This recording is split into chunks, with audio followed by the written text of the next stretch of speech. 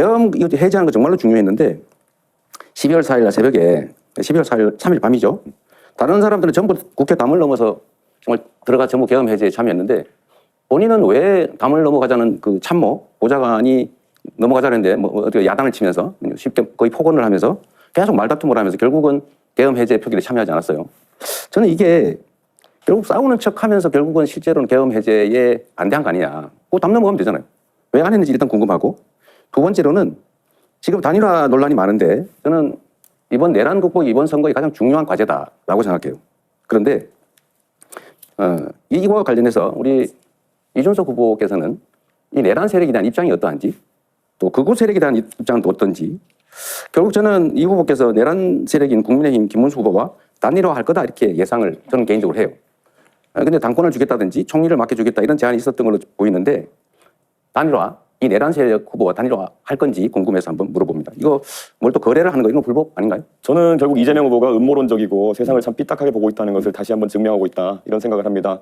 계엄이 터졌을 때 아마 귀당에 계신 분들께 아마 여쭤보면 알 겁니다. 저는 귀당에 있는 의원들과 계속 소통하고 있었습니다. 지금 국회 본회의장에 몇 명이 들어갔냐. 제가 택시를 타고 국회 쪽으로 이동하는 와중에도 계속 물어봤고요. 그래서 170명 가까이 들어갔다는 것을 보고 안심해서 저는 밖에서 그러면은 여기에 진입하지 못하게 하는 것이 부당함을 항의하겠다라고 제가 이야기하고 계속 밖에 있었던 것입니다. 그리고 안에서 국회의장 비서실에도 연락해가지고 여기 밖에 지금 4명 정도 의원이 못 들어가고 있으니까 와서 우리를 들어가게 해달라라는 요청까지 했고 실제로 그분들이 오셨습니다. 저는 이번에 헌법재판소에서 계엄에 대한 판단을 내리면서 탄핵 판단을 내리면서 결국 이런 것들이 증거자료로 쓰인 것을 잘 알고 계실 겁니다. 그리고 제가 천하람 의원실에 저와 막역하게 지내는 비서관에게 그 얘기를 했을 시점은 이미 표결이 끝난 시점이었습니다. 제가 도착한 시점이 표결 한 5분, 4분 전이었고요. 그렇기 때문에 제가 안에 있는 민주당 의원들과 소통까지 해가면서 정확한 숫자를 파악해서 저는 밖에서 못 들어간 의원들과 같이 들어가겠다 했던 것입니다. 그것을 비난하는 의도를 저는 잘 모르겠는 것이 민주당에도 진입하지 못한 의원님들이 있는 것을 알고 있습니다. 그분들은 그럼 이재명 후보의 논리대로라면은 계엄을 막을 생각이 없었다는 것입니까? 그렇게 삐딱한 생각으로 우리 당 의원 보는 시각과 다른 당 의원 보는 시각이 다르기 때문에 이재명 후보가 갈라치기하고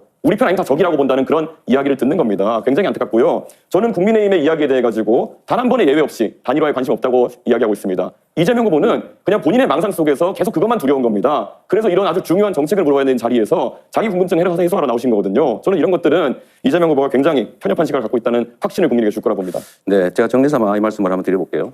그렇게 설명하시면 됩니다. 국민들은 의구심을 가지고 있죠. 거기서 말다툼을 해서 시간을 보내고 의결 정족수가 충분하니까 계속 싸우고 있겠다. 이건 저는 국민들께 납득하기 어려울 거라고 생각해요. 물론 단일화 문제에 대해서는 나중에 결과가 결국은 나오겠죠. 그때 가서 보기로 하겠습니다.